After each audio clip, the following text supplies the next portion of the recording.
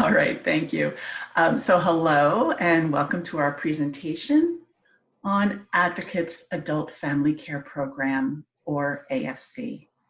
My name is Valerie Spain and I'm the Community Outreach Manager for AFC at Advocates. Beth Gutierrez, the AFC Program Director, is also with us to answer questions. We are your co-hosts. And Kelly Pellegrini, Marketing and Outreach Specialist, is monitoring the chat. And our sign language interpreter is Sharon Hurt. Some quick housekeeping points. Because we have a sign language interpreter, your videos are off to minimize visual distraction. And we ask that you keep them off unless you're asked unmuted to ask a question. For our deaf participants, you may want to pin the interpreter's video so it stays large on your screen at all times. You can do so by hovering over the interpreter's video and clicking the icon with 3 dots. Then click Pin Video. Or you can choose View Options and choose Side-by-Side mode. I will read the slides and pause briefly between each. So everyone is on mute for the presentation, but I will pause at various points for questions. If you want to speak, we ask that you choose the raised hand function, and you can find that option by clicking the participants icon at the bottom of your screen. And when you do that, a window will open and you'll see a hand icon. Click that and Kelly will see you and she will unmute you. And you can also type questions into the chat at any time. Kelly is monitoring that and she will share those questions with us at the pauses. And there's also a Q&A at the end of the presentation, so there's plenty of time for questions. And we have about 15 slides. So let's get started. So adult family care is also known as adult foster care. Adult foster care is a state-funded program that allows seniors and persons with disabilities who need assistance with personal care tasks to remain in the home and in the community with a qualified caregiver. Advocates became an AFC provider in January of 2006. So what makes the Advocates approach unique? So we offer a personalized and culturally sensitive approach to care for caregivers, members and their families. Our staff are fluent in English, French, Haitian Creole, Lithuanian, Cantonese, Mandarin, Portuguese, Russian, and Spanish. We offer consultation, support, and education for medical or clinical questions. And we help families connecting them to outside resources and agencies. But perhaps most important and most special is Advocates has multiple service lines and internal resources that are available to members and caregivers. We support over 450 families from a wide variety of backgrounds. So in the following slides, we'll dive into program details where we hope most of your questions will be answered. But again, please do not hesitate to type your questions into the chat and we'll pick them up when we pause for questions after every few slides. So there are 4 basic components of the AFC program. There's the member, the caregiver, a qualified setting, and oversight. So the next 2 slides are about member and caregiver eligibility. So the member, or the person receiving services, must be 16 years of age or older, must live with their caregiver, must have a physician's order for adult family care, must be eligible for Mass Health Standard, Common Health, or a contracted senior care option, or SCO, or a one care plan. The member must also have a medical or mental health condition that requires assistance with an activity of daily living, or ADL. Those include toileting, bathing, dressing, eating, transferring, or ambulation. And we will review ADLs in slides that are coming up. So a caregiver must be over 18 years of age. They must live in the same home with the member. They need to complete a CORI, SORI, and OIG inquiry, and they also need to complete 2 reference checks. So who can be a caregiver?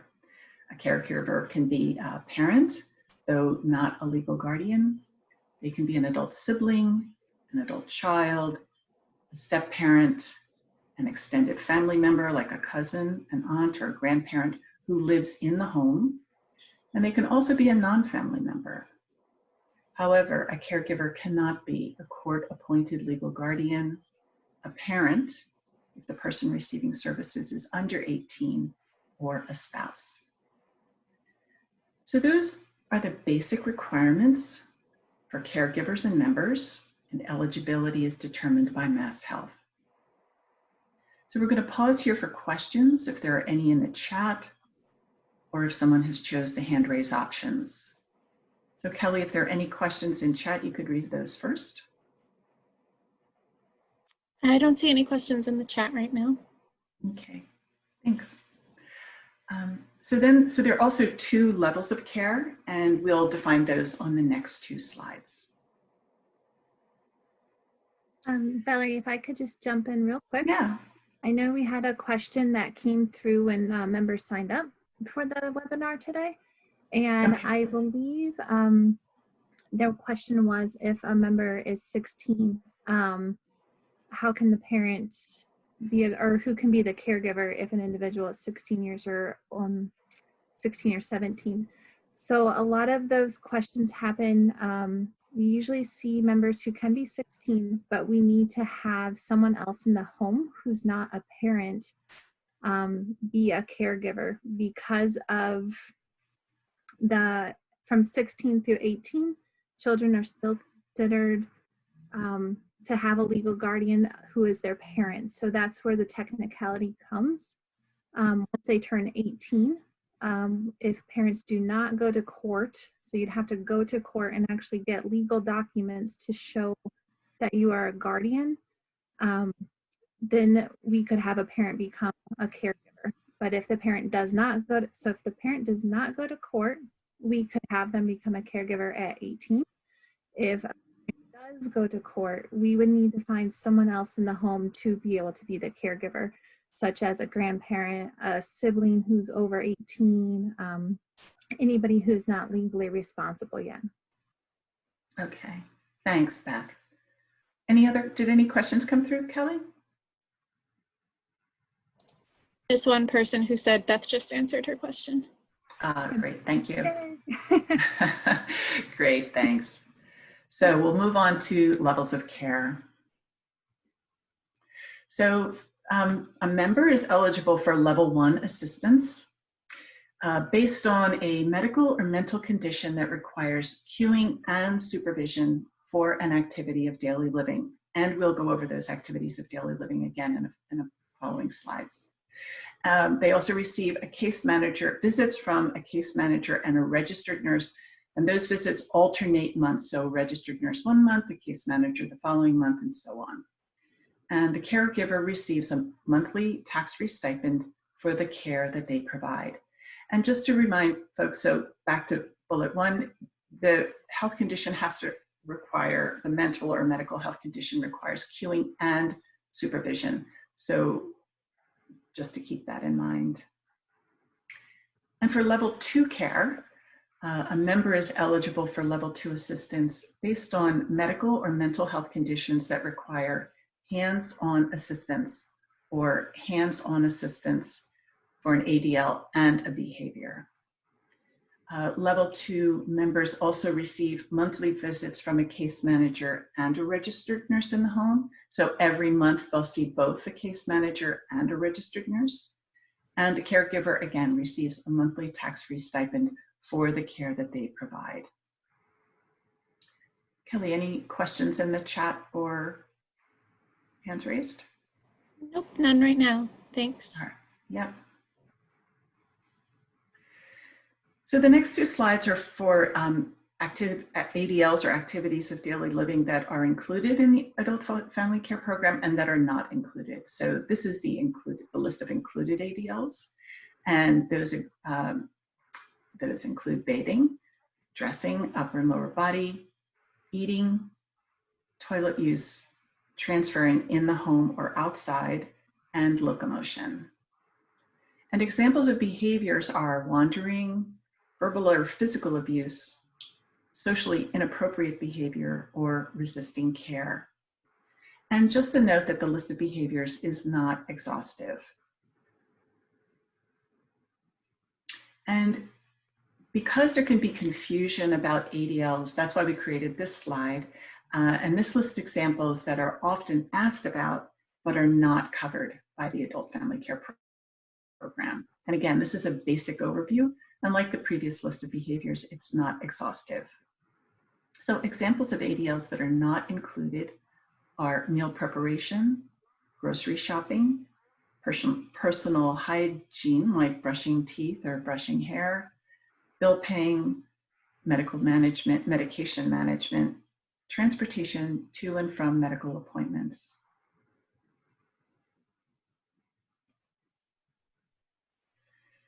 So also part of the AFC program is a qualified setting. And to qualify, a setting must be a private residence in Massachusetts. The caregiver must live in the same home as the member or members. The home cannot be occupied by more than 3 AFC members regardless of payer, and not more than 2 level 2 members. It cannot be a hospital, nursing facility, rest home, group home, intermediate care facility, hotel, or assisted living residence. It must be accessible to meet the needs of the member or members, and it must meet AFC specific requirements like sanitation and safety. So do we have any questions before we move into the intake and assessment process? Nope, no questions right now. Thanks. So all inquiries are routed through a referral line, and that number is a voicemail only line. And the caller is asked to leave their contact information, and we call them back within 24 hours. And that number is on the last slide. So let me review what happens when a team member responds to a message.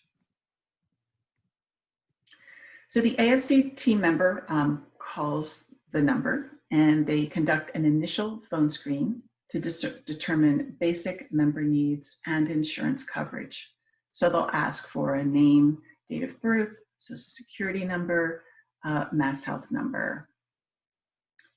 And if the person passes the phone screen, an AFC registered nurse completes an assessment to determine member eligibility. And then a case manager follows up to assess the home for safety and well-being, and then gathers the caregiver documentation. And then the AFC team coordinates with the member's doctor to gather member and caregiver documents, which must be collected and submitted to Mass Health for authorization of services. So let's look at AFC and other Mass Health programs. So a member cannot receive similar services at the same time. So similar services that are not allowed when a person is receiving AFC are personal care attendant, group AFC, shared living, home care services, and though there are some limited exceptions for waiver clients. But services that are allowed are day programs like Day Hab, Adult Day Health, hospice or VNA. And are there any questions about the assessment process and the similar programs? Okay. No questions in the chat right now. Oh, actually, Um, I just got one. Yeah. Are they still able to receive home ABA therapy? Beth, would you like to answer that? Yep. So yes, they should be able to do that because it's a specific therapy that the caregiver would not necessarily provide. So we look for services that the regulations for the adult foster care program does not require the caregiver to provide. So direct therapies of ABA or physical therapy, speech therapy are different things that are allowed within the program. Okay, thanks, Beth. And they said thank you. So of course, like everyone else, the pandemic has changed how we provide care, but it has not stopped us from providing care. So Advocates is an essential service, and we continue to provide care to our members. However, due to the COVID-19 pandemic, Mass Health has provided flexibility so we can continue to provide services. And those include video assessments, which is FaceTime or Zoom. Certain paperwork requirements have been waived. Telehealth visits are allowed at this time. And caregiver and member privacy is important, and all services provided are HIPAA compliant. So we are at the end of our slide presentation. We ask anyone to feel free to ask questions in the chat or choose the raised hand options. We'll do our best to answer, and we can follow up offline too if we don't have the answer at our fingertips. Also, this slideshow and all the information will be forwarded to you, will be sent to all clients. And this is the last slide with all the important information, including the phone referral. However, if people still have questions, we'd be very happy to answer. So we just got a question in the chat. They said, if the caregiver is paying for a PCA out of pocket, is this allowed? I do not believe that is allowed, but Beth should. 1 second. Yeah. So that's kind of a twofold question. We would not consider that person a PCA. So we would have you pay out of pocket to, if you were receiving the AFC stipend and you wanted to pay someone else to do specific care, or it's a family member or something like that, we don't dictate how those funds are given or how you utilize them. So you don't record that, we don't track it. So if you would like to pay someone to do extra care, for example, I had an adult son taking care of his elderly mother, and he did not feel comfortable bathing her. But that's a requirement for a caregiver. So he took the funds and paid his daughter, who would come in every other day to bathe his mother. And that's fine. We wouldn't necessarily call it a PCA because that's a different program through Mass Health, which is not allowed with our program. So it would just be a different structure. So the PCA, if it's a true PCA, we wouldn't be able to be in the program either because the member would be getting PCA services. I hope that's clear. If not, let me know.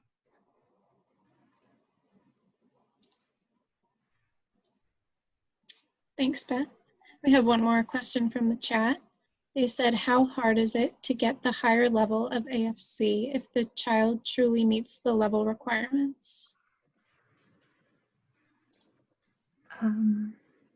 As far as how hard, if they meet the level of requirements, our nurse would screen it in and we would go with that. So it truly depends on the level of care that is needed. So if the member needs hands-on care, there's a few different, you have to have a few different amounts of the ADLs to require a level 2 service. So we would work with our nurses to make sure that the assessment is fair and accurate. So we're accurately reporting to Mass Health and requesting the right levels for the member's care. So how hard it is, I guess it depends on the level of care that is needed. Thank you. And one more question, is this a statewide program? If moving to Massachusetts, do you know how long the process to apply for Mass Health is, and then how long the advocates process is? Mhm. So it is a statewide program in Massachusetts. I know other states have similar programs, but maybe not called the same thing.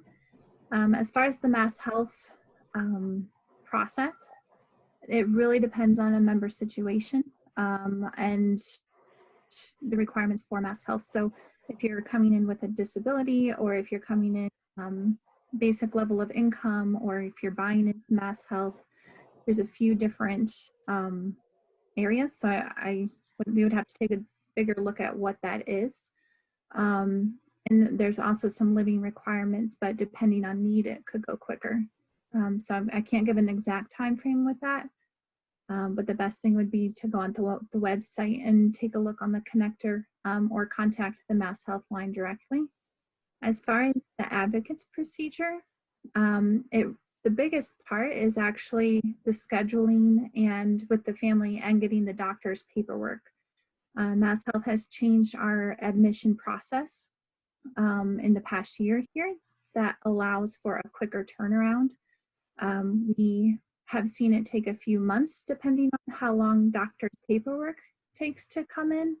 And I've also seen an approval come in within 3 hours. So there's a wide range of what it looks like, and it just depends on the paperwork that we can get.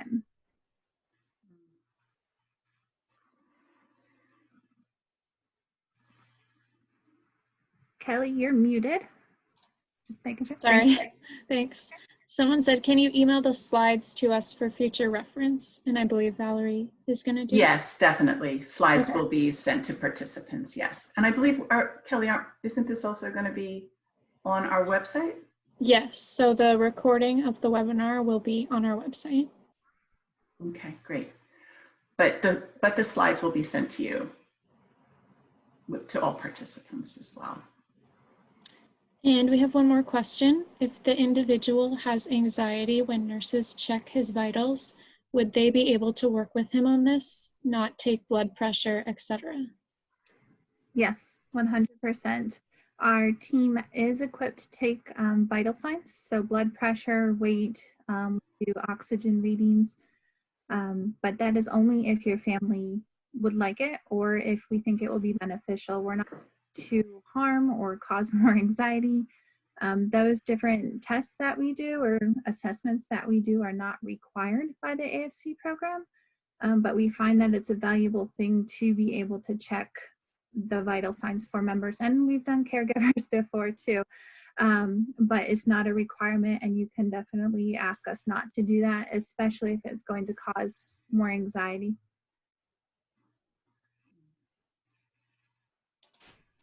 Thanks, Beth. And someone said, can we apply for the program while we are waiting to get Mass Health after we get SSI? So we can do a phone intake. We can definitely go ahead and collect the information, but we would not be able to move forward until the insurance is in place. And that's just due to being able to submit to Mass Health. If we can't submit to Mass Health and get approval, we can't move forward too fast. But we can definitely do an intake, and we can, make sure that we meet basic requirements. So once we have the insurance in place, then we're able to move forward.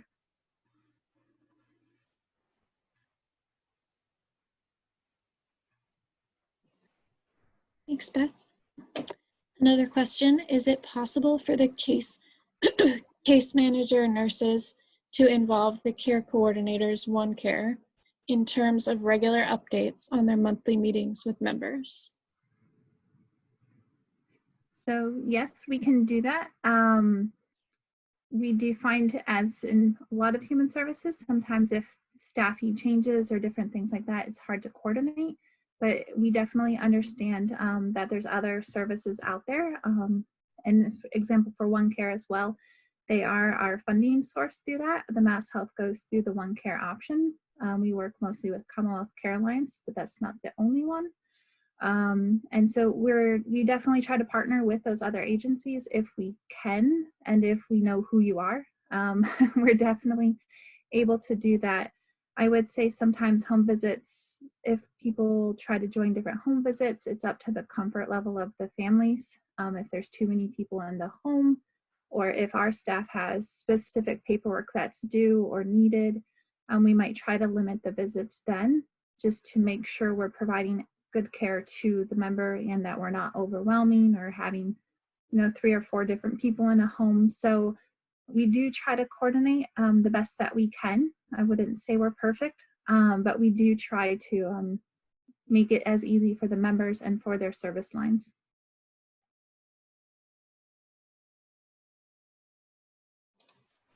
Thanks, Beth. That's all the questions we have in the chat right now. So if anybody else has any questions they'd like to submit through the chat, or if you'd like to raise your hand and turn on your video and your audio, you can ask a question that way.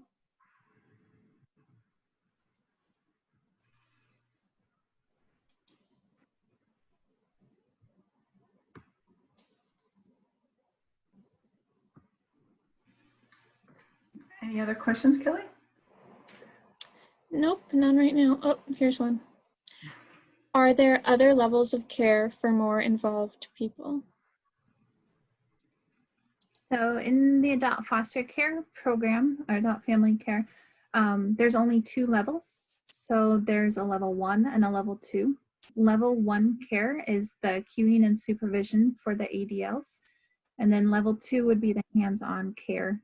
And those are the only 2 levels that Mass Health has designated that we are allowed to work with. I know other service lines like shared living or something like that has different levels, and I think they have 27 different ways. For the state right now, there is just a very basic level 1 and level 2.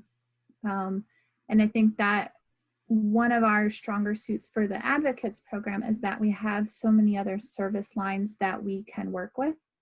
Either if it's psychiatric emergency services, or if they have different insurances that can wrap around and do care. We just talked about One Care. We also have senior care options that we can look to different ways to help support and give guidance to the families, or look for different resources within the community.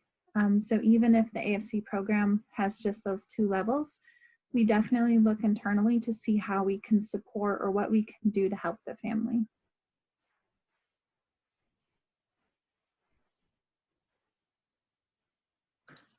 We have one more question from the chat.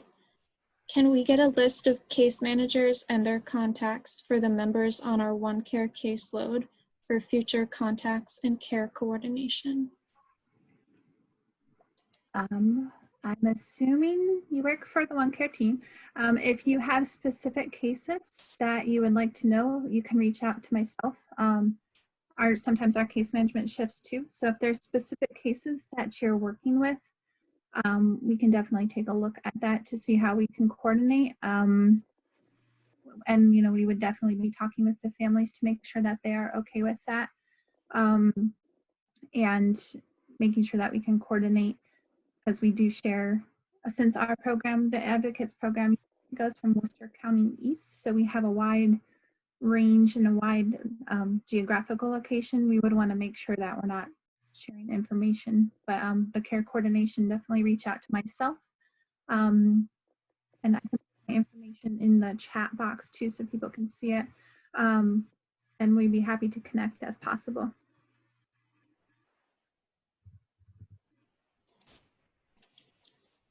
And the person who had asked the previous question said, is there residential level of care? I could not hear part of what you said. Thank you. Sorry. So through the adult foster care program, the residential level of care, if you're thinking a group home, we do not do that in AFC. However, Advocates does do that through our different service lines of the Department of Developmental Services or the Department of Mental Health. So AFC, our residential would be in a family member's home or a caregiver's home with those 2 different levels, but not necessarily a 24-hour group home.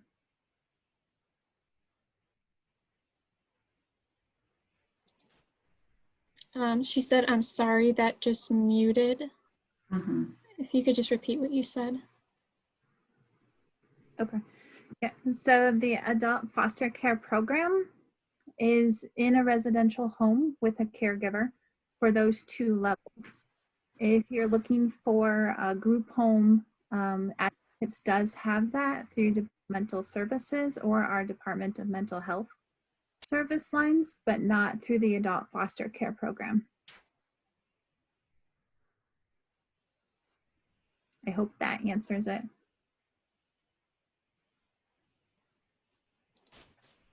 Thanks, Beth. So we don't have any other questions in the chat right now. So if anyone has any other questions they'd like to submit. Oh, they just said, so developmental service or mental health line. Correct. Yep.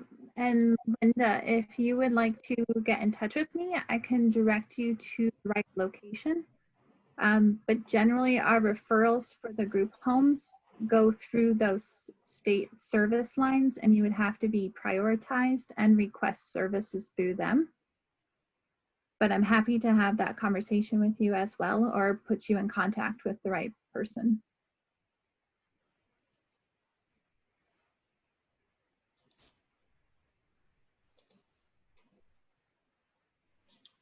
So again, if anybody has any more questions they'd like to ask, you can put them in the chat or you can raise your hand.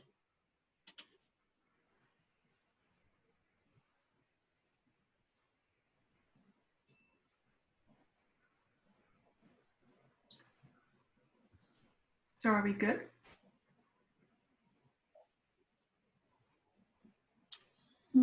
I think so. Doesn't look like anyone's raising their hands. And again, if anybody has any questions after this is over, you can reach out to Beth or Valerie. Yeah.